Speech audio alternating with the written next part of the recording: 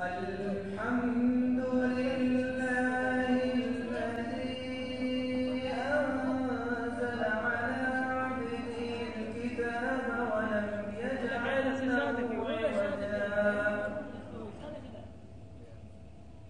قيما لينذر بأسا شديدا من لدنه ويبشر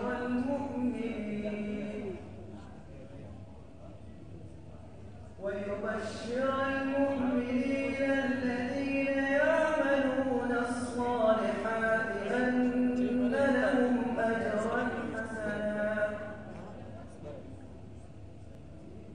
ماكثين فيه أبدا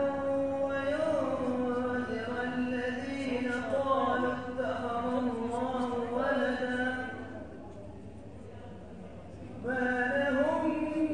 به من علم ولا لآبائهم كبرت كلمة تخرج من أفواههم إن يقولون إلا كذبا فلعلك باخع نفسك على آثارهم إن لم يؤمنوا بهذا الحديث أسفا إنا جعلنا ما على الأرض زينة لها لنبلوهم أيهم أحسن عملا وإنا لجاعلون ما عليها صعيدا جرزا أم حسبت أن أصحاب الكهف والرقيم كانوا من آياتنا عجبا إذ أوى الفتية إلى الكهف فقالوا ربنا آتنا من لدنك رحمة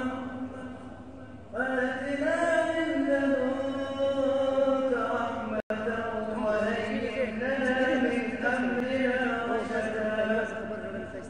فضربنا على آذانهم في الكهف سنين عددا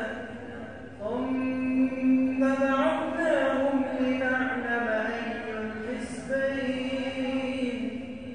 أي الحزبين أحصى لما لبثوا أمدا صدق الله العظيم.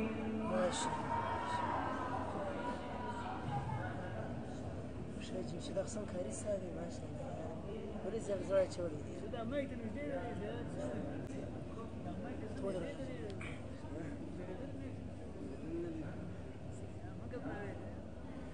दासा निर्माणों का पेशे नाट्य कला पेशे आप ज़्यादा ताबे के और मनोना वाले नाट्य कला पेशे में बुला बुला